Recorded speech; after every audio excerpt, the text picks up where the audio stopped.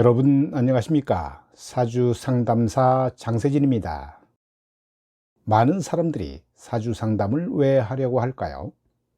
또 사주 공부를 좀 하신 분들이 내 사주를 보는 과정에서 길신과 흉살이 혼합되어 있을 때 나의 삶은 어떨까를 생각해 보는 시간입니다. 오늘의 영상은 사주 분석을 하는 목적, 길신과 흉살이 혼합된 사주, 낮은 자세가 만족감을 높인다라는 주제로 말씀드리겠습니다. 사주팔자를 해석하는 목적은 효율적인 생존이 그 목적인데요. 즉, 어느 삶을 쪽집게처럼 맞추는 것이 목표가 아니라 한 사람의 삶의 효율성이 100%가 되도록 도와주는 것이 사주 분석의 최종 목적입니다. 이 사주를 보고 사업하시는군요 라고 하는 것은 100% 맞추려고 하는 사주 분석의 해석이죠. 그런데 이런 사주가 사업을 안 하고 직장 생활을 한다면 어떻게 해석해야 할까요? 멀쩡한 직장을 두고 그만둬야 할까요? 이럴 때는 이런 해석이 가능할 겁니다. 명주님은 직장 생활보다는 개인 사업이나 전문직 프리랜서의 활동이 더 잘 어울립니다. 그렇다고 직장 생활이 아예 불가능한 것은 아닌데요. 부득이하게 직장 생활을 추구해야 한다면 업무적인 자유가 높은 환경이 좋고 승진, 직책, 직급의 의미가 약해서 승진을 해도 선생님으로 불리고 승진을 하지 않아도 선생님으로 불리는 그런 분야가 좋습니다. 업무적으로 보면 연구, 교육, 예술, 법무, 의료, 인사, 노무, 총무 등의 업무입니다. 하지만 이것도 최종적으로 자리 발전이 한계가 오게 되니까 장기적으로 봐서는 자기 전문성을 살려나가는 것이 좋습니다. 이렇게 설명하는 것이 올바른 방향을 제시해주고 인생의 효율성을 높이는 길을 제시하는 사주 분석이 될 겁니다. 직장이건 사업자이건 그 상황에 맞는 효율적인 방향을 안내해 주어야 한다는 것이지요. 그런데 점쟁이처럼 꼭 맞춰주기를 바라는 사람이 있고 또 작년의 운세를 알고 싶어 하는 사람도 있는데요. 지나간 운은 상담사보다 자신이 더 잘 알 텐데도 말이죠. 이는 상담사를 시험해 보고자 하는 마음이라고 생각이 됩니다. 다양한 방향 제시가 아닌 결정되어 있는 미래를 알고 싶을 때 그 답을 줬다면 과연 반드시 이루어질까요? 아마도 그런 해석을 듣고 싶은 사람은 현실적인 노력은 하지 않고 그 결과가 나타나기만을 기다리는 사람입니다. 그래서 노력도 안 할 것이고 진짜 운명의 활용은 전부가 아닌 반 정도 아니면 10% 정도밖에 안 될 수도 있습니다. 누구나 미래의 운명은 아직 결정된 바가 없지요. 어떤 주기는 있어도 미래의 현실은 다양한 모습으로 나타나기 때문인데요. 구체적인 현실은 본인이 만들어가는 것이며 그렇게 되려면 사주 분석의 목적은 효율적인 생존 방법 안내가 되어야 합니다.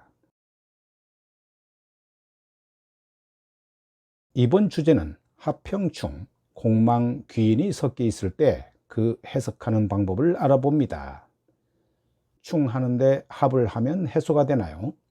공망을 충하면 해소가 되는지요? 귀인의 충을 하면 귀인의 작용이 줄어드나요? 이런 질문은 맞기도 하고 틀리기도 한 궁금증입니다. 무슨 말인가 하면 여러 가지 길흉이 섞여 있다 해도 각각 작용한다 라고 머리에 염두에 두어야 하는데요. 섞여 있다 해서 뭐가 해소되는 것은 아니기 때문입니다. 대신에 실제로 느끼는 체감은 완화되는 것처럼 느낄 텐데요. 하지만 사주에 귀인과 충이 있으면 충도 일어나고 귀인작용도 일어나며 사주에 공망이 있고 합이 있으면 공망도 작용하고 합의 작용도 일어난다는 것입니다. 이 사주는 충미충도 있지만 세운 미토는 천을귀인에 해당하는데요. 을미년에 안 팔리던 집이 팔렸으니 충과 천을귀인의 작용이고 을미년에 새로운 집을 매입했으니 인성의 작용입니다. 또 을미년에 모친이 수술을 했는데 이는 충과 형의 작용이고 을민인의 금전적인 어려움을 겪었다면 간목의 인묘작용입니다. 위에서 보듯이 천을귀인이라 해서 모친의 건강이 완화되는 것이 아니라 천을귀인 작용도 일어나고 모친의 건강 악화도 일어납니다. 그런데 본인의 삶이 쪼달리다 보니 모친의 수술은 슬플 겨를도 없이 지나가게 되지요. 만약 본인이 아무런 문제가 없는 상황이라면 모친의 건강 악화나 수술수는 굉장히 슬픈 일이지만 집 문제로 속을 썩이면서 모친 문제는 오히려 의미가 퇴색된 경우에 해당합니다. 이렇게 작용은 각각 일어나되 다만 섞여 있으면 체감상 약한 것처럼 느낄 뿐입니다.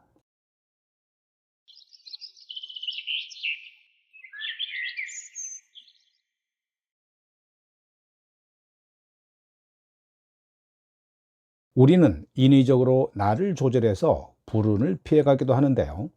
즉, 낮은 자세나 겸손이 해결사가 될 수 있을 겁니다.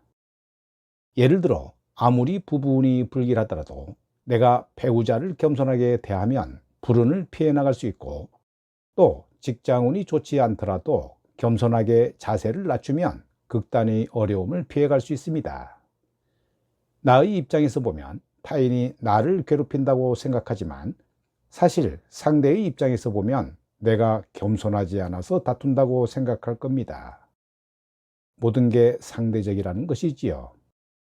한 교육사업자가 있다고 가정해 보자고요. 교육사업가라면 서울 강남이나 서초에서 학원을 열고 서울대 갈 학생들을 가르쳐 명성을 높이고 싶을 겁니다. 그런데 운이 불리하다면 조금은 학습 효과가 부진한 학생들을 가르치면 어려운 운도 피해 나갈 수 있습니다. 자수대운은 추운 겨울의 대운이죠. 그래서 대체로 활동이 위축되고 어려움이 많으며, 특히 여성이라면 이 시기에 돈을 벌어도 개인사가 매우 고달픕니다. 음기운이 많이 누적된 시기이기 때문에 돈을 벌어도 번거롭고 가정에서도 남편 역할이 꺾여 내가 가정사를 챙겨야 하니 고달프다는 것입니다. 이런 명조는 학원 선생님들이 많죠. 예체능 학원, 국영수 학원, 심리상담센터도 있는데요. 거의 다가 이런 대원에서 다문화 학생들을 가르치면서 국가로부터 지원금을 받아 다른 학원에 비해 안정적인 학원을 경영한다고 합니다. 그러니까 내 스스로 커트라인을 높여 서울대 갈 학생들만 가르치기보다는 겸손한 대상을 찾아 운명을 개선할 수 있다는 의미입니다. 이사주는 재성이 공망이죠. 많은 상담사들이 공망을 적용하지 않는 경우도 많은데요. 통변 과정에서 해외 무역업으로 성공할 팔자라고 할 수 있습니다. 틀린 해석은 아니지만 재성 공망은 겸손한 직업 분야에서 돈을 벌어야 하므로 해외 무역보다는 오히려 역수업으로 성공할 확률이 더 높은데요. 이는 공망이라는 겸손한 소재를 따르기 때문입니다. 결론은 이 커트라인을 인위적으로 활용한다면 겸손도 하나의 방법이 된다는 것입니다. 오늘 영상은 여기까지입니다. 여러분 대단히 감사합니다.